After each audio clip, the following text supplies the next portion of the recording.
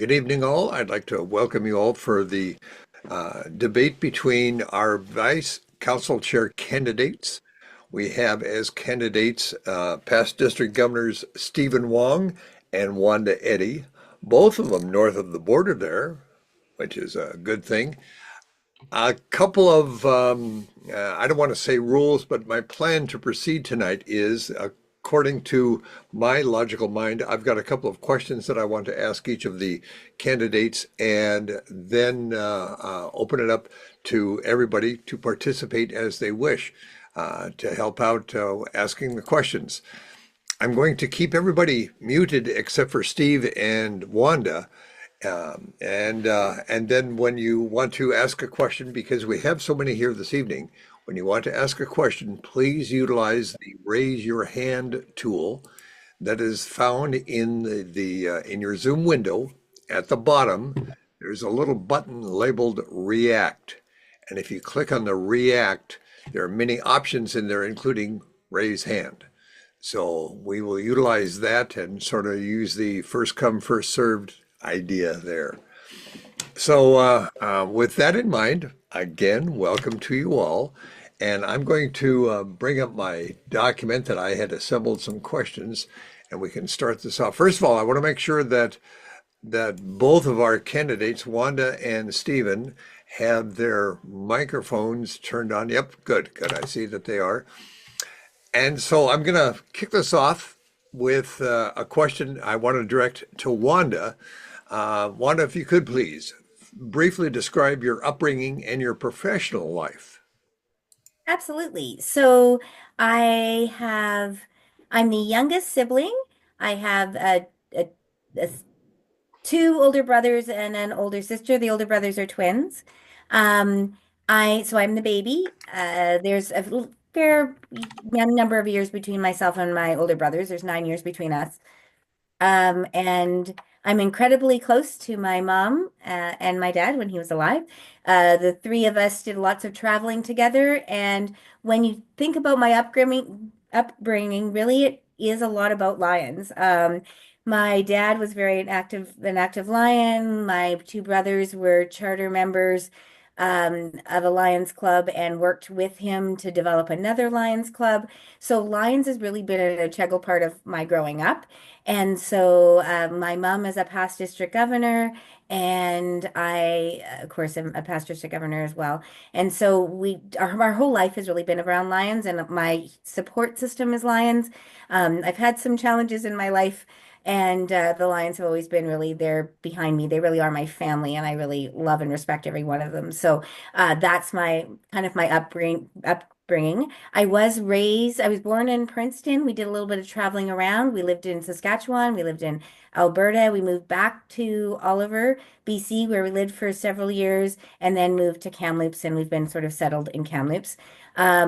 I graduated from the North Kamloops Senior Secondary in 1990, and then went to our local college slash university. It became a university, but then I moved to UBC and got a doctorate or an undergraduate degree in occupational therapy.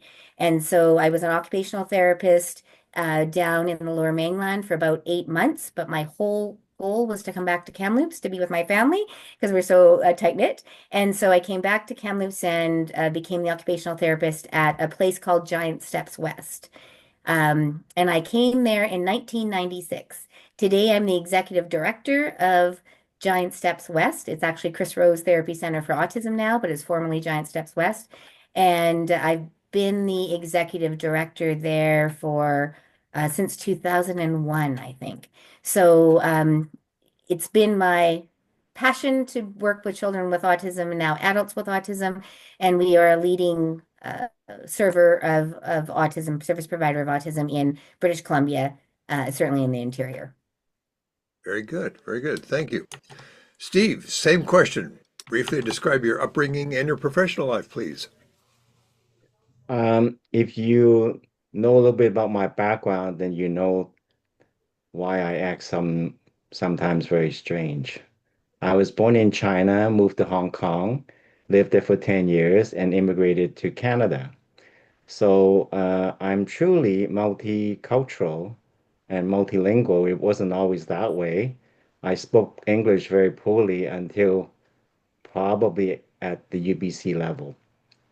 I live in a small town, Nelson, for a number of years until I graduated high school and went to UBC. I When I went to university, I always thought that I might like to be an urban planner or a lawyer, but my English was never that good because of my upbringing. So I now I'm a real estate professional appraiser and a consultant on these matters. And I've been a Lion for 30 years, and that has given me a lot of opportunity to get leadership training and uh, developing my public speaking skills. And I had the pleasure and fortune of traveling around the world. And now I speak English poorly, Chinese in Mandarin and Cantonese, and I also speak a little bit of French. So I'm really, really fortunate to have been exposed to the multicultural side of the global scene where I've seen and traveled a lot of places, and also Lionism, which has exposed me and taught me all about giving back. So, considering that many people have helped me along the way, and I'm just giving some of that back, and that's where I am today. For what it's worth, I don't think anybody here has any difficulty understanding what you're talking about. So, so good for you. The next question I have, and I'm gonna bounce this one off of Steve. What brought you into Lionism? To be honest, when I joined Lions, I didn't have very good idea about what Lionism is all about. I have some friends who decided to join charter member of the Richmond Chinatown Lions Club, and I thought that would be a good idea to tag along. Uh, I very quickly learned that Lions is not all about dinners and socialization. It's more about doing what's good for other people. Very good, very good. And so, what keeps you in Lionism?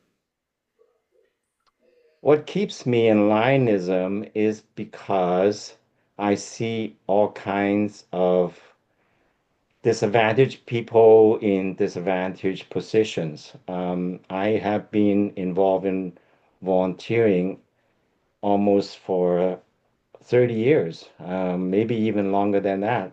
I I have volunteered in the Chinese Cultural Center, Better Business Bureau, and I volunteer currently at a church, serving dinner to the lower income and also single person family, um, people that are lonely. So I think is when I see all the things that somewhat neglected by government, there is a huge need for us doing our very small little bit to help others. So Yep, that what motivates me.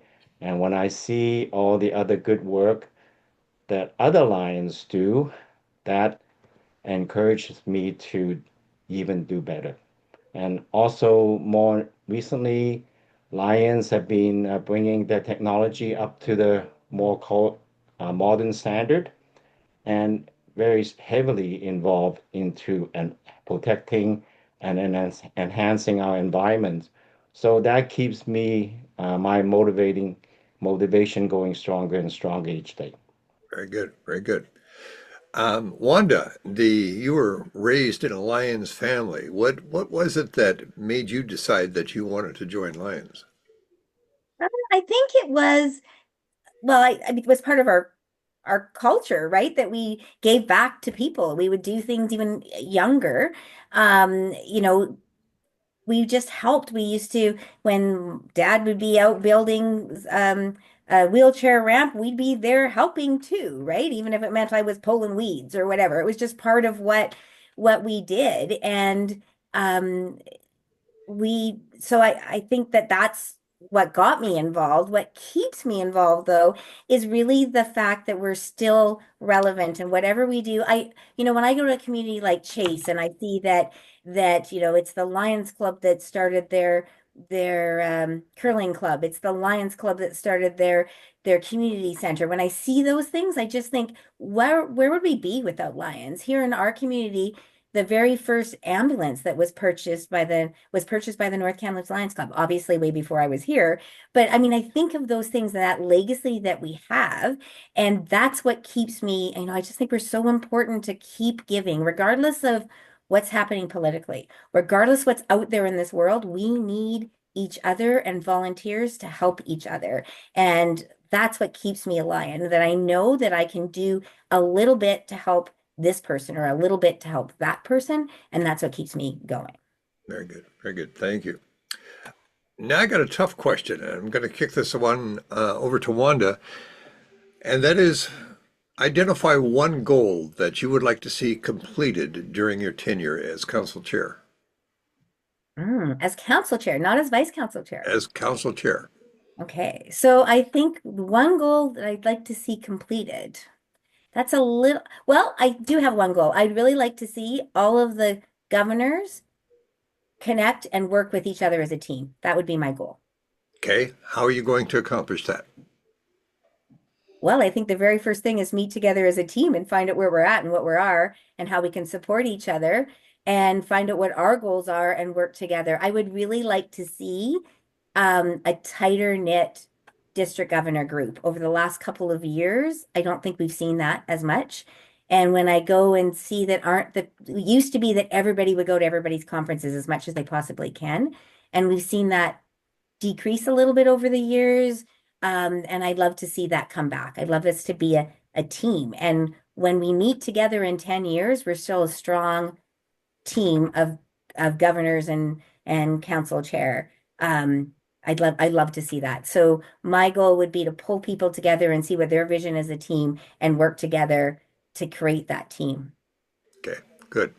Stephen, as council chair, what will be one of your important goals? Well, in my travels, because I'm a recent district governor, I found that most of the clubs do a lot of activities. They're very active, and some are new members and some are old members, but they often don't really realize the impact that they make to the community and to the people that we serve. And what I find is that district governor during their year have so many visits and so many things to do that time passes by very quickly, and they are more or less on a survival mode most of the time. What I would like to do is to set not the district governor's own goals, not the zone chair's own goals, but to have a multi-district goal. The purpose of that is to uh, solidify our identity as Lions serving the community as well as globally. And when you have a multiple district goal, that would serve to bring all the district governors together. So on top of that, because basically we have different levels, but in the end, we belong to a great big family and a global organization. So if we don't tie all the pieces together and work jointly in each district governor's year, you would find that time goes by and then we just manage barely to achieve what they set out to do at the beginning of each year. So having that similar goal would be able to build more of a closer relationship, working together on a common cause. Okay. I'm not sure how this could be answered. I'm not sure if this is a valid question, but I'm going to try it anyhow, Stephen. This goal of identifying a multiple district goal in which all of the districts and the governors can participate, how would you put that together? What would be the plan to make that goal actually something that everybody could get behind? How would you do that? Well, I think most of the goals would have to be concrete in some fashion, and then it has to be measured in some fashion. So one idea that I have, in order to build and make the public aware of our identity, what I thought was that if each year at the beginning we ask the zone chair or the clubs individually, we want every member to plant a seedling or a tree. So that have everything related to the environment. That is one of our major causes. So we keep track of the services and whatnot, but we don't really communicate effectively to individual members. If we make every member plant a tree, whether it's in their backyard or in a park or in a public domain, that reminds us we are building towards maintaining, enhancing, and protecting our environment. So that is a concrete example of how to achieve certain things. So if the same thing is that if we want to do something about building our own health, like the diabetes, this year, District 19 well, L, had a diabetes challenge to have people doing at least 10,000 steps a day, and then they had a little contest. So if you were to have all the districts, all the governors working on, you're going to try to develop a diabetes health goal. And then you keep track of it at the end of the year to see how you can have success and how you can have challenges and how you can creatively and effectively overcome some of these challenges. And of course, some of these has to be longer lasting because when I was governor, I invited and challenged all my clubs to plant 1 million trees. So that is not going to be accomplished in 1 year, but I plant that seed in their head that this is a legacy project. You want to do it on a longer period of time. If each year can have a concrete long-term project as a common goal, you'll find that after 10 years, those not only can you work on different areas of our causes and missions, that you building legacy, it's like planting trees in different areas, you're going to plant and achieve long-term results, as well as building up the spirit internally among all the district governors and all the clubs and zones. I think you just answered my last question, so I'm going to direct this over to Wanda Eddy. In the year 2038, 10 years after the conclusion of your tenure as council chair, for what will you be remembered?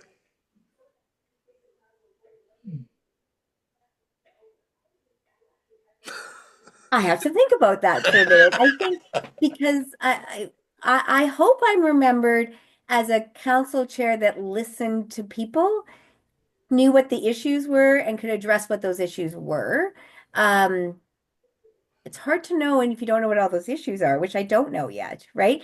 But I think I am remembered as that, as one of those council chairs. I think I see on the video here we've got Polly Voon, and I think as a past council chair, that's I think Polly was somebody who had issues. I remember her pulling people together. I really remember her passion. I think that was actually her theme. So I'm hoping that that's what people remember is how I could pull people together as a team and what I did to move the multiple district ahead, forward, whatever that forward looks like. Okay, okay. Stephen, you sort of alluded to an answer to that question. Do you want to elaborate? What will you be remembered 10 years after the conclusion of your tenure?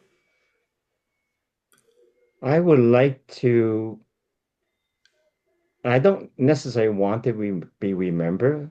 I would like to achieve certain things. I would like to see 10 years from now that the Alliance movement continues in a cohesive and joint effort. I want to have each individual lion through their own effort and galvanize and build up for the whole district, multiple district, that they feel like they're achieving something significant. For everything that they do has a compounding effect and pay it forward.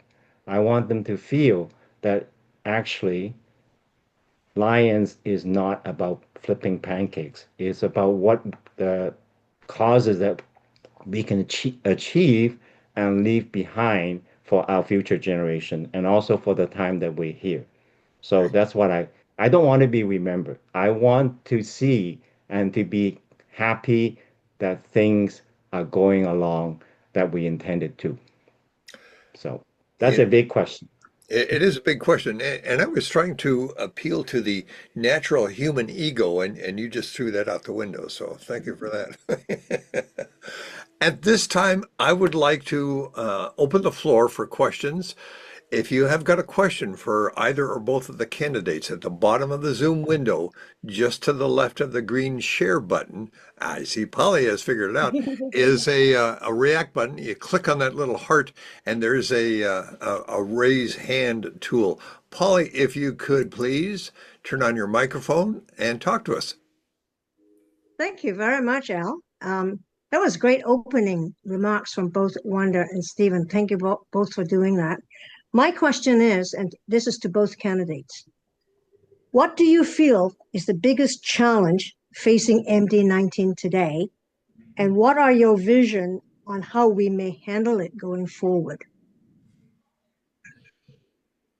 Who would you like to talk first? Wanda, go ahead. Go ahead. Okay.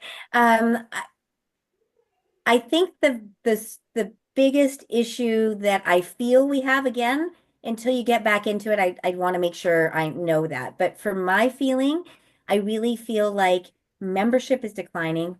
We know it's declining, and that's a big issue. I also think with redistricting, we have some relationship building to do. So I see the two of them coming hand in hand, Polly. I think that we have some work around making sure that we're strong new districts. The districts that we are strong districts, that we're together districts, and that we're working together.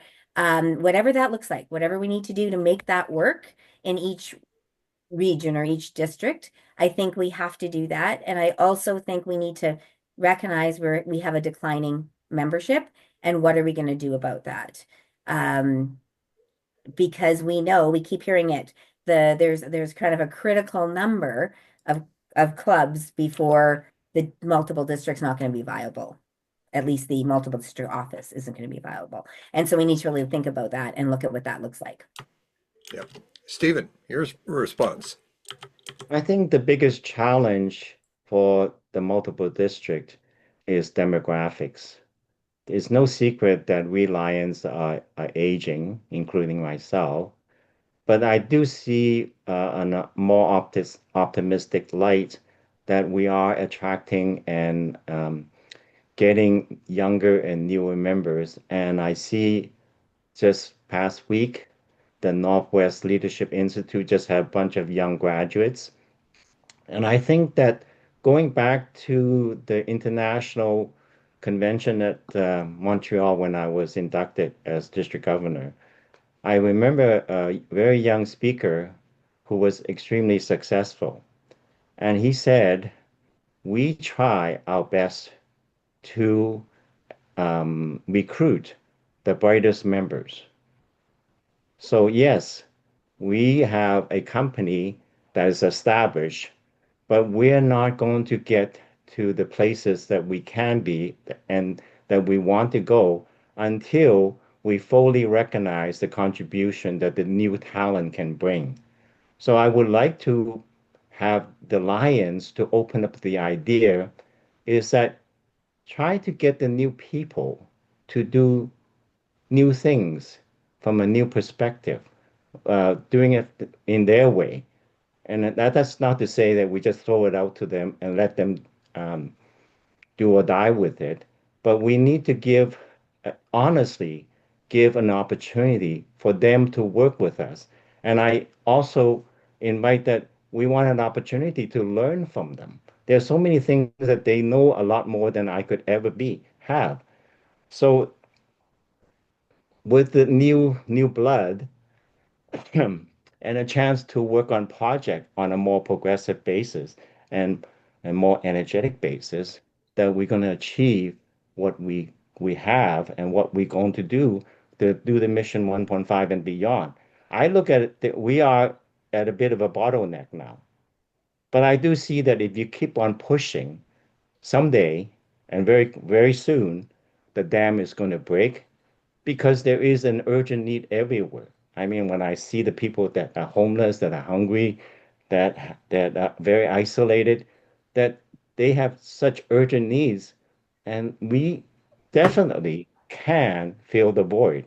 The important things is for us to work together with the younger people, with the newer people, with an open mind. Because we've been doing this for a long time, and some of the ways have not worked very well. Why not give it a chance? Honestly, give it a chance. That's what I like to see. That's what I hope to see, and what I think I will see. Good, good. Other questions? I get no response here. Oh, this is surprising. Either that, there we go. Leah, good afternoon, good evening. Open your microphone. There you are. Go ahead, Thank Leah. you. Thank you to both of the candidates for stepping up. My question is this. It seems to me that the vice council chair position could be a full-time job, or maybe even a full-time plus job. How will you manage your other life outside of Lions if you are the successful candidate? Stephen, you go first. I'm pretty busy, but I also achieve a lot. So I'm always amazed by human beings' physical and mental capacity. If you are focused and if you're energized and if you really want to accomplish things, things can be done.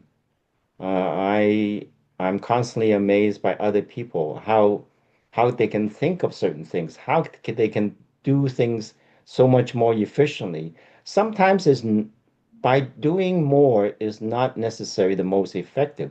When I'm really overwhelmed, I just tell myself, okay, go sit down and have a cup of tea and then find out the best way. So there is no way to get rid of the things. We can delegate some more, we can work with others, but until we figure out what's the most efficient way, we cannot achieve that. Okay. Wanda. I think um, when I was district governor and then district governor again, I visited when I was district governor the first time, I visited many, many clubs while I had a full-time job, the same job I have now, except I'm a little older now and a little wiser on my new job or in my job. And my board is telling me I'm going to have to retire in 10 to 15 years. And so we're looking for succession planning at the center, and we're actually building that in. So I actually think I'll have more time than I did when I was district governor. So, and I did it when I was district governor, so I'm sure I can do it. And I agree with Stephen, when you want to do something, you'll find the way to do it. You know, Lee, I'm sure you find this too. If you want something done, you ask a busy person. You Exactly. find a way to get it done. Yep. Here. Yep. That's my experience as well. Lion Mark, our international director candidate. I have a question, and framed them from the perspective that our association is, in my opinion, evolving at a fairly rapid pace. And one of the things that I would like for both of you to talk about is how can you incorporate the voices of our second vice district governors and our first vice district governors, who are when I was district governor, I mean, we had a lot of training, but not like what they're doing now. I mean, they're really getting a lot of training starting early in their second vice district governor year. Can you think about including their voice in the conversation at the Council of Governors? Wanda, you go first. Okay, thanks. I always love going first. No, I don't. I think for me, I think my experience a little bit when I was the first vice district governor and a second vice district governor, first vice district governor, was it was kind of like sitting at the little kids' table. And we were kind of all, we were there, but our voices weren't really heard. And in fact, some of us didn't even know why we were really there, but thank goodness it was a nice lunch. And we met some nice people, but really what our role was and what we were understanding. So I really think as vice council chair, I really want to pull my first vice district governors together to make sure that we are like, do you have any questions? What about that training? How can I help you there? How is that? Just to make sure that and then I would really like to have some time to talk with people like after that pre-council governor meeting or a time before so that we can talk about what our issues are. What are you thinking about? What are those issues? So we can have some of those voices voiced and not sort of, like I said, be that child at the little kids table and be actively, because you are one of your voices for your district when you get to be district governor and then past district governor on the Council of Governors. But you don't want to be figuring it out then. We want to be getting it what our role is and understanding it now and understanding what the issues are, actively being a part of it. It would be interesting to think about even getting a second vice council chair so that that person could grow their second vice district governor. So by the time their council chair and the district governors are district governors, they're a really good cohesive team that can work really well together for 3 years because they've been working together for 3 years. So it's an interesting thought about would that work and what would that look like and that kind of piece. But I do think as a vice council chair, I'd really want to work with those first vice district governors and talk about what are our issues and what's happening at the district governor level and how are you feeling and how can I help you and support you in this way and that kind of thing. Does that answer your question? Okay.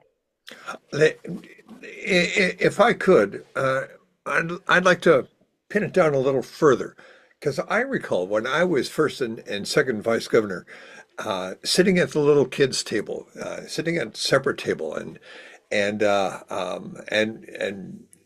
recognizing my position, also recognizing I was called upon only like the general audience was called upon. I didn't have to have an official voice and that sort of stuff. And for me, I was sort of doing this, biding my time and so forth. Are you suggesting maybe changing procedures or even structure of the Council of Governors to include these other voices as well? Whether it's done formally or informally, I think it needs to be done. So whether we're looking at changing it so the first vice district governors actually have a vote, or so that there's a way for them to have a collective voice or at least some kind of voice, that's part of what I'm suggesting. I think we need to make sure that we're hearing people right away and not, like you said, just as a biding my time. And I'm trying to, I really think we should be listening to those voices.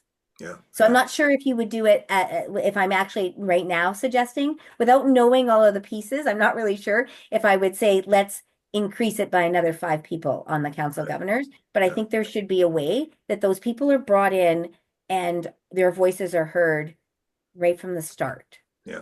And not just when they get a vote. I understand. Mark. So I was hoping to hear what Stephen thought about it. Yeah, Stephen.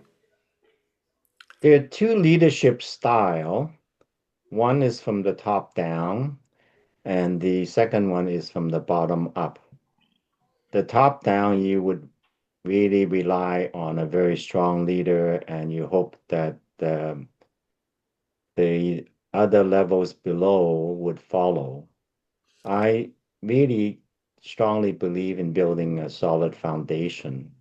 As most people know, our multiple district merge from 9 to 5, and some of the districts have in we the vice governor going out to the club visits because of geographic challenges. In 1900, September has made a lot of the visits on the Canadian side in place of Bev James, the district governor. And I'm sure that it has really worked wonders for DG Bev. And also, September has gained a lot of hands-on experience. So I would think that if you want to build camaraderie, togetherness, I would suggest that I would like to have the district governors to allocate maybe 50% of the visits to the first and the second vice district governors. So it does not come, so they really have actual things to do and actual experiences to learn from. And then with their experience and their own energy and expertise, when they get into that position, not only can they contribute immediately at the Council of Governor meetings, in the future, when they become actually the first vice governor and the district governor, they would have much more experience rather than the way that I did, is that I was overwhelmed. But before I blink, the year was over. So I think I really did not have the opportunity to make full use of my capacity when I was district governor. If you were doing, because there are so many things to do, so many things, so many good ideas that we need. If we involve them at all times early, that everyone will gain, and our structure and our district and multiple district would gain because we'll have a much stronger organization from building on the ground up rather than the top down. For everyone's information, touch of education, we have some districts in our multiple that are quite large geographically.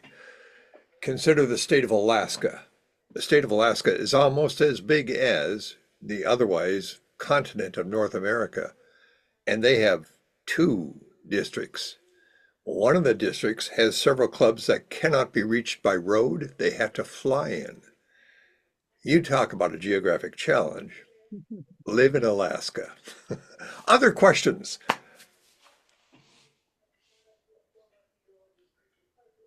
Wow. Silence means that every conceivable, every possible question that you may have has been sufficiently answered. Ah, there we are. Wanda Mark and is I back. have answered them so well that they're speechless. Mark, Well, I just, it's more of a comment. I love the answers that both of you provided because it does talk about the knowledge that's gained. And I was thinking more on the training side, but you're right. How through the merger, but also, how we've shifted to a shared leadership, and that structure of shared leadership really is the district governor is more of a CEO and leads their team. And so when you're going out and doing visits, if it's not for the clubs, we don't exist. I mean, to connect with the clubs and make decisions at the multiple district level that supports each district's efforts to enhance and support and celebrate our clubs, I think it's really imperative that we somehow incorporate our firsts and our seconds into the conversation, whether that I'm not sure it's a vote or not, but some districts actually want your idea about a vice council chair. Some multiples actually are doing that and building those teams early so that they spend 3 years together working in the team, and I think it's something that both your answers were excellent, and I think it's something that I hope whoever gets elected really looks at it and starts that conversation. So thank you for your answers, and I agree with Leah. I appreciate you taking the time to come and talk to us, and Al, good job. Your questions were excellent. Thanks. Thanks. Other questions, thoughts, ideas, criticisms? No criticisms. Well, I figure if we scare them enough, they won't criticize us, and we can get away with it, you know. So, all right. Just Well, constructive feedback. closing comments, if we could. One, I'd like to start with you. One last thought for everyone, and a good pitch, a good reason as to why we should vote for you. Well, I really want to say that I think it's really cool that both Stephen and I are doing this together. We don't always have two candidates, and I think both Stephen and I feel that if one gets in and the other one doesn't get in, that we're going to encourage that person to run again and do it again. Because both really good candidates, and I think we both have a lot to offer. So um, I just really want to thank Stephen for it's been fun the last couple of conferences where we've gone to talk and to meet each other and meet everybody. I think that's been a lot of fun. I just really want people to know that for me, it's about heart. Service is about heart. I really believe that Lions serve with their heart. We do amazing things in our community, and together as a team, we can do so much more. And I think that I just really want to support all of the district governors that'll be in my year so that they can do the best that they can do, and that we as a multiple district can grow and continue to address those challenges that we might have. And I'd be honored to be able to be a part of that. Very good. Stephen, closing comment.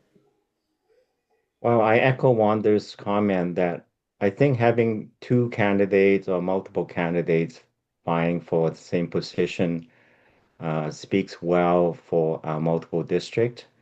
And you see on a sunny afternoon, we have so many people tuning in, watching, and just seeing how we can serve them in the future. And also because of the competition, I say it's not a competition, it's a selection.